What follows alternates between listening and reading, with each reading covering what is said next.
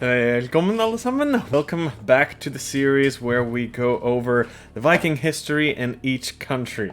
Now, this is usually the part that I would say something like, oh, well, yeah, we can't really call them German Vikings for those of us who like to get butthurt about semantics. And for a lot of other countries, that statement would be true. Not for Germany, or as back then it was called Saxony, or Saxland in Old Norse. Not only did the Saxons engage in the exact same type of raids and behavior as the Vikings did from Scandinavia at the same time, but quite a big chunk of what is modern-day Germany was actually a part of Denmark in the Viking Age. This is the Schleswig-Holstein area, and we might even call the city of Haithabu, or Haidabir as it was called in Old Norse. We might even call that place the capital of the Viking Age, and it is in modern-day Germany. So buckle up for some amazing history while I tell you about the German Vikings.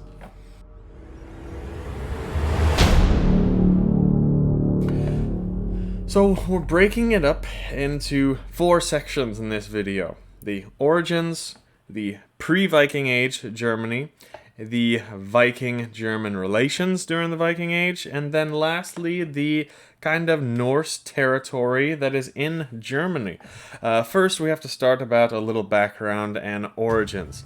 The Germanic tribes living about 800 years before the Viking Age. A lot of people get confused by this, thinking that this name Germanic tribes means Germany.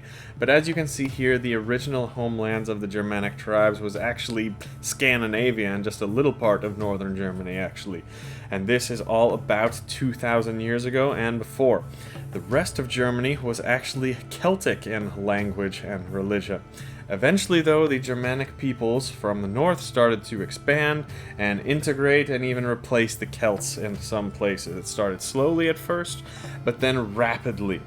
The first kind of written records we have of the Germanic tribes doesn't come until about the 1st century BC and onwards. Works from Julius Caesar, Tacitus, Strabo, Ptolemy, and around that time we start to see the historians from outside the Germanic area recording them and recording the names and locations for some of these various Germanic tribes that were all giving the Romans hell.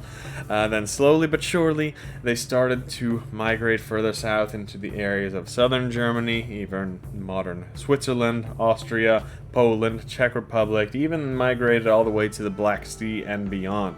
This happened over the next 200 to 300 years. Then, very important, after the invasion of the Huns, the migration period, and the collapse of the Roman Empire, we start to see a mass migration of Germanic peoples west and south in the areas formerly controlled by Rome and pretty much everywhere else in Europe. The Germanic tribes migrated everywhere and bred like rabbits and spread their seed all over. I'm not going to go into all the tribes here and the places they went because I did a whole video on that history. I'm just going to speak about 2 of them here that are applicable to this video. First, we have the Angili, aka the Angles, who originally lived in, modern Denmark, northern Germany area. And they were to the lands east of the Lombards and the Semnones, according to Tacitus.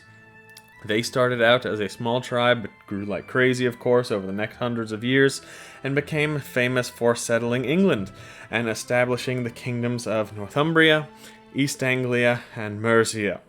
This is where the name England actually comes from. Anglaland, the land of the Angles. So the Angles were the first tribe. The more important one for this video is the Saxons, or as Ptolemy Geographia originally called them, the Saxones, who were living in the area north of the Lower Elbe. In other sources, they were called the Axones or Aviones. And they too, they all started as a small tribe, and they grew like crazy. They also settled England, just like the Angles, creating kingdoms known as the South Saxon Kingdom, Sussex, the West Saxon Kingdom, Wessex, and the East Saxon Kingdom, Essex. This led to the formation of Germanic rule in all pretty much England, which became the Anglo-Saxons. But, unlike the Angles, The Saxons still kept a strong presence back in their native homelands of northern Germany and modern Norman Germany, and they grew like crazy there too. They formed their kingdoms. Were there other tribes that were previously there in the region? Did they leave? Did they disappear? Were they killed off? Or most likely they just integrated with the Saxons?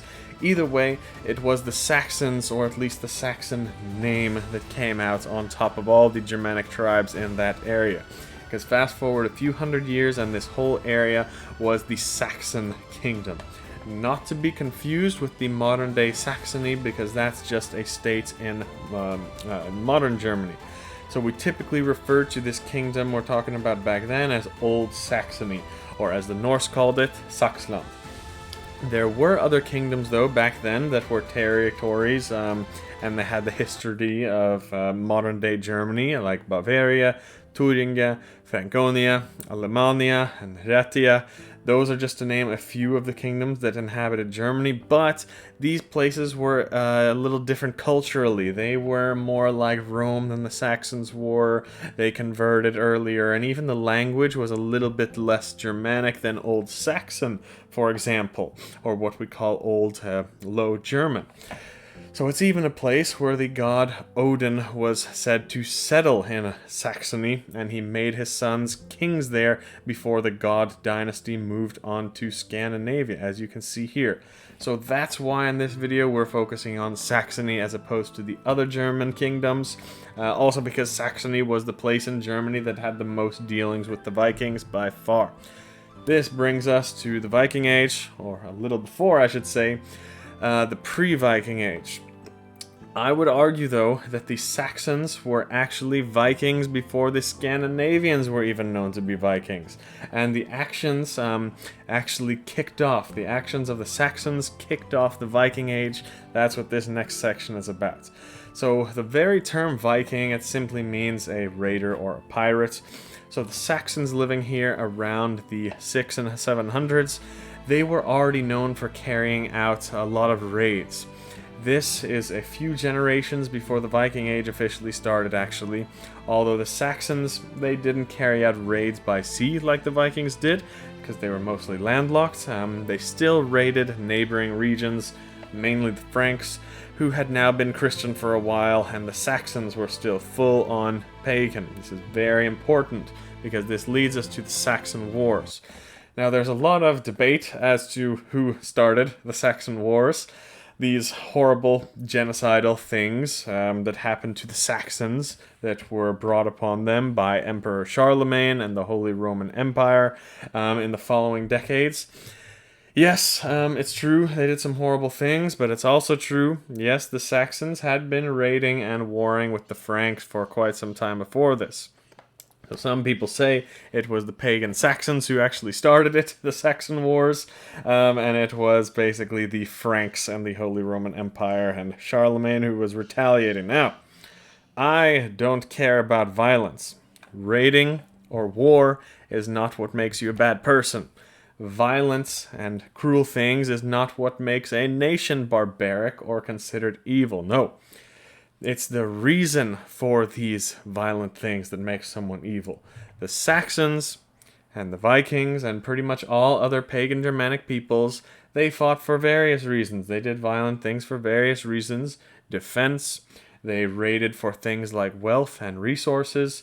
They went to war for honor and reputation. They engaged in violence for the same reasons that any human in history has ever engaged in violence. But the Franks and the Catholic Church and the Holy Roman Empire, they didn't engage in violence for these reasons. No, they did horrible things for the sole purpose that the other side believed something different than they did. They killed and they tortured because the other side didn't believe the things that they wanted them to believe. Believe what I tell you or die. That's what's evil and that's what's cruel. And that's not something a single Germanic pagan ever did. As a matter of fact, already in the 600s, long before the time of Charlemagne and the Saxon Wars, priests armed with support were already being sent to Saxony to convert the pagans there. Two priests from England very early on, named Ewald the Black and Ewald the Fair, They strolled in and even went as far as to claim all the territory of if certain areas of Saxony, Münster, Osnabrück, and Paderborn. They claimed these territories in the name of the church and put them into dioceses. I don't know how I pronounced that word right, but there you go.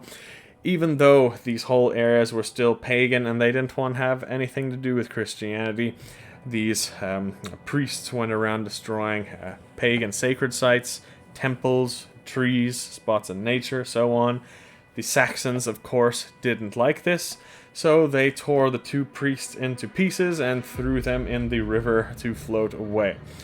It's not because the pagans were trying to convert the Christians, but it's because they were just trying to defend themselves and they didn't like being told what to believe in. That is a very different thing that some people can't muster enough brain function to understand. Okay, maybe the Saxons did go a little bit overboard. Yeah, I'll admit.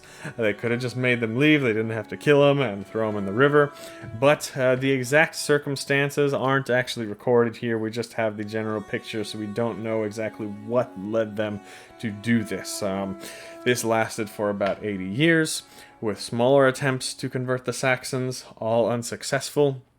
But this brings us to the Saxon Wars, officially starting in the year 772. The Franks, they grew some balls and they mustered up enough, large enough army to basically invade Saxony and force them to convert to Christianity, and this was all led by Charlemagne. It began in 772 with the Frankish invasion of the Angrian territory first, and the destruction of the sacred symbol there called Irminsul. Now we don't know exactly what Irminsul was.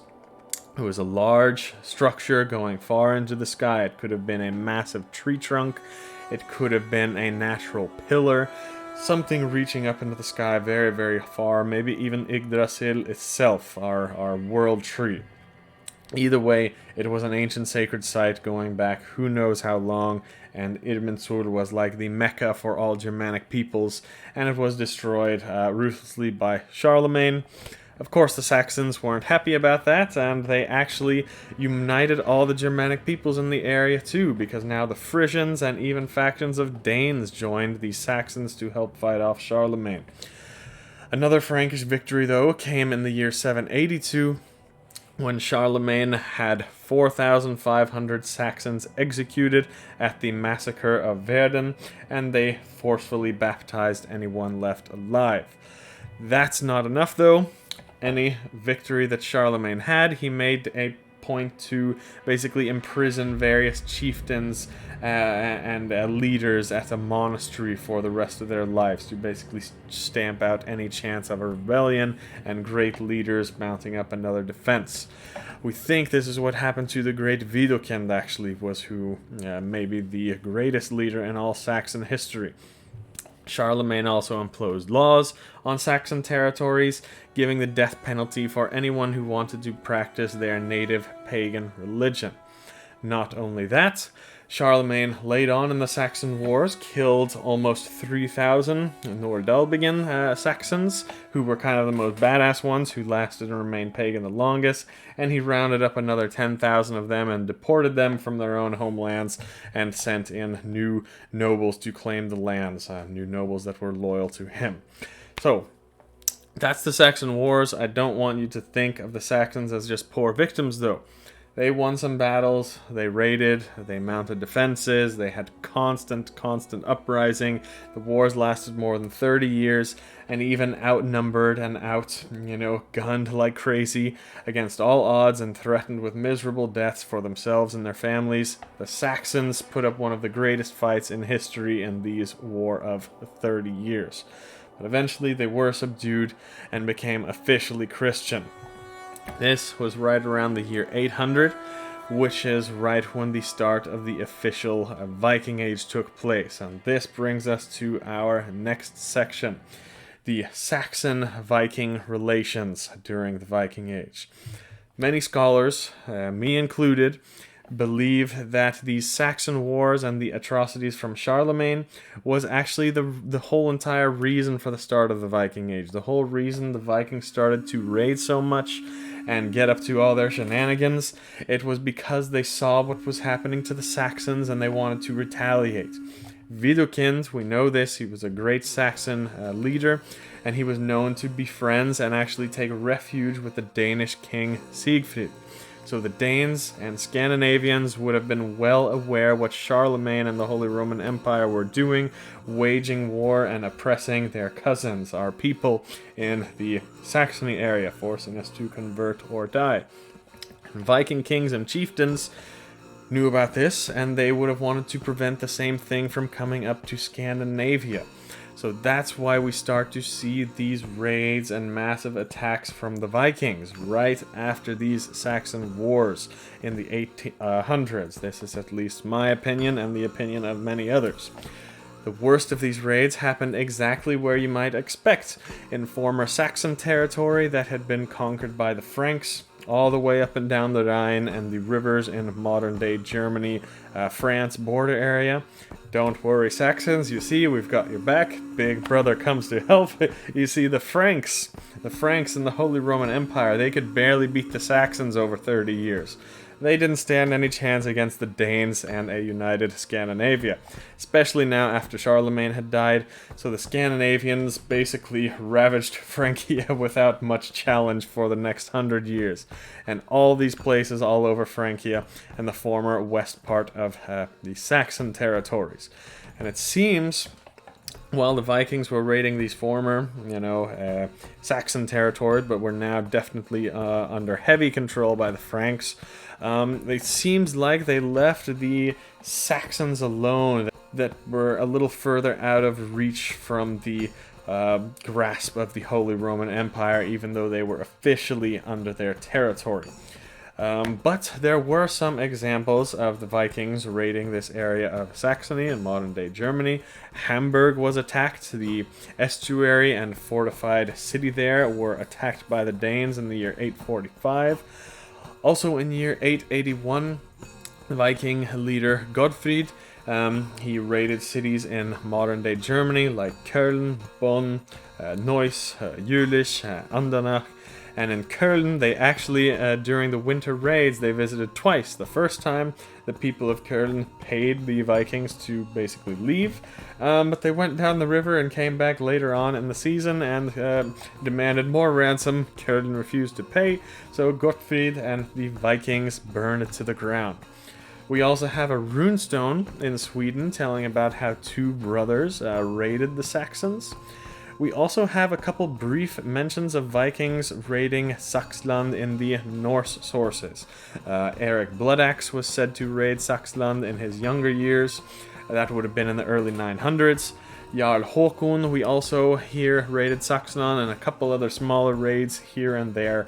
Of course, the raids happened. The Vikings raided anywhere they could, anywhere they wanted. I'm just saying that the Vikings definitely raided Saxland a lot less than other places. And we actually have more records of friendly Viking-Saxon relations than violent encounters. For example, a few of them here. In Hrolf's saga, where a Dane king named Helgi visits Saxland in hope that a queen there named Olof will marry him. This is a little before the Viking Age, a couple hundred years, but reason to believe it was pretty common as long as both territories remained pagan, especially marriages among royalty before this time. But even after the Saxons became Christian, there were still lots of friendly encounters. We have Harald Klok, a Danish king who in the year 826, a very early Viking Age, was actually friends with King Louis the German. And Harald Klok was really the first Scandinavian at that time to be baptized along with his wife and son, and this is about 150 years before any other Scandinavian king accepted Christianity. Also, by the way, right around this time, there was an uprising in Saxony. The peasants, who were not happy with all that Christian stuff that was being forced on them, rose up in a civil war against Louis the German. They called themselves the Stellinger, and for good reason. We have to believe that they were still pagan, and they were inspired by their pagan Dane cousins who were whooping some ass in the east. We also had uprisings against Christianity and the Saxon, modern German territory in the late 900s by a confederation of tribes called the Lutisi and Veleti. They were definitely in a region that is modern-day northeastern Germany, and they were pagan there for much longer than the rest of Germany, by the way, but they were bordering Poland, and they were considered more Slavic. The lines are a bit blurry here sometimes, where Slavic culture starts and the Germanic culture ends. That's why I will cover them in another video, the next one about the Polish Vikings.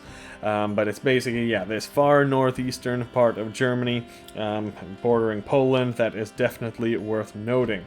We also had a place there called Wendland, which was a kingdom around the north coastal area of modern-day Germany and Poland, and it's referred to sometimes as Pomerania. And this was a wonderful place where many Vikings had friends, and they stayed there for a long time. The main one being Olav Tryggvason, also Knut the Great, Svein Forkbeard. Even the capital of the Jomsvikings here was said to be in Wendland. It was Jomsburg, and we think it's this place right here in an island off the coast of Poland, Germany area. So there would have been lots of good Viking relations with the people in this region of modern Germany, but it is more associated with Polish history. That's why I'm not going to speak about it in this video. I'll save it for the next one. We also have Charles the Fat, who was a son of King Louis the German, and he made a peace with the Viking chieftains Godfried and Siegfried. Godfried also took a German Bavarian wife named Gisela, and he became good friends with her brother Hugh.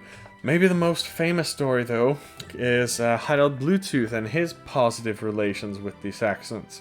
A priest named Popo was a friend of Harald Bluetooth's, and he performed some sort of miracle for Harald's son Svein Forkbeard. And after that, Harald agreed to be baptized, and he entered a peace agreement with the German Holy Roman Emperor of the time, Emperor Otto.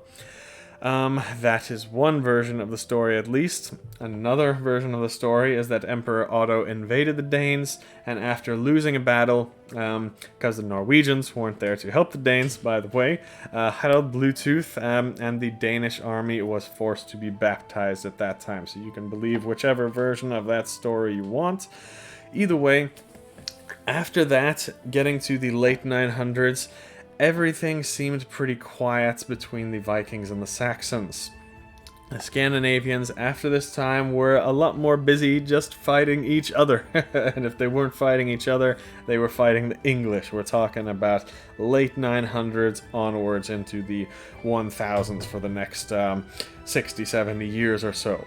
So their attention was elsewhere, so it was largely peaceful relations between the Vikings and the Saxons, Germans, Carolingians, the Holy Roman Empire, and those areas, whatever we want to call that area of modern-day Germany. Even in the year 1036, there was a Danish princess named Gunhilda, who was a daughter of the great Viking king Knut the Great. She married a German king, Henry III, and he even became the Holy Roman Emperor. So we actually had a Danish queen of the Holy Roman Empire for a period right there at the end of the Viking Age. So that's all for the Viking-German relations during the Viking Age, but very important, we can't forget this.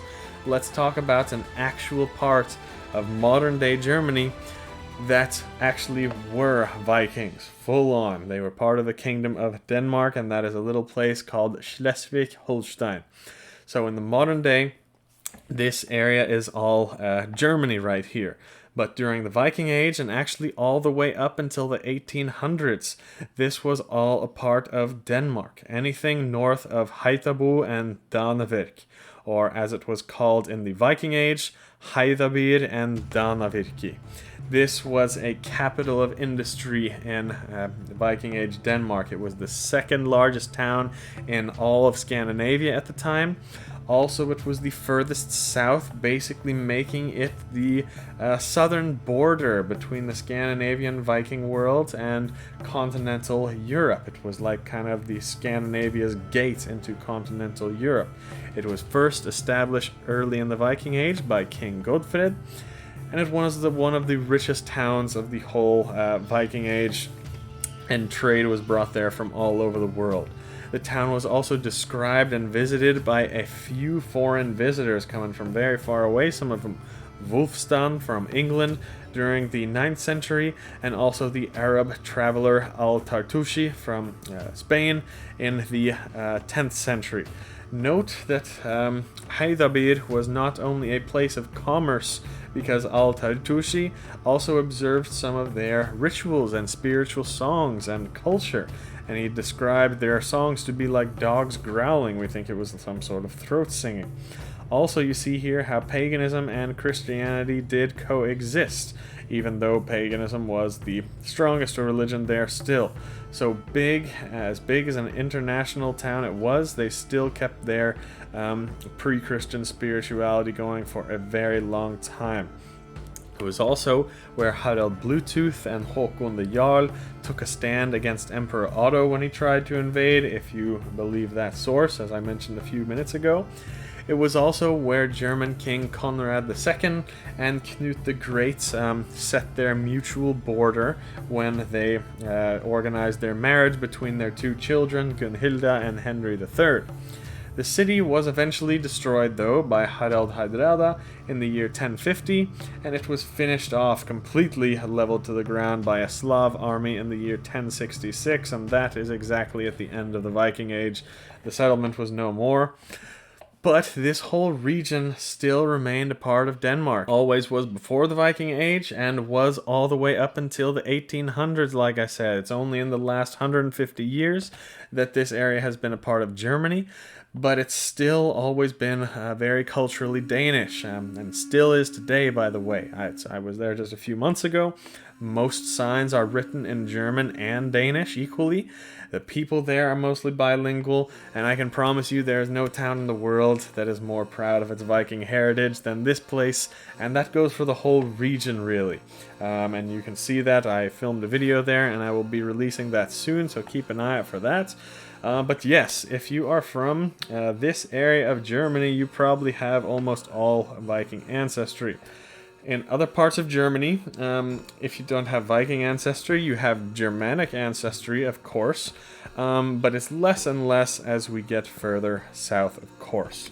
So that's about it. Some very amazing history there, all the contacts and relations between the Vikings and the Saxons, or Germans, or Carolingians, or the Prussians, or the Wends, whatever you want to call it, however you identify yourself. This area of modern-day Germany has some fantastic Viking history. So, hope you enjoyed. Looking forward to the next video. It will be Polish Vikings and also Italian Vikings. Very interesting history in both of those places as well. But that's all for today.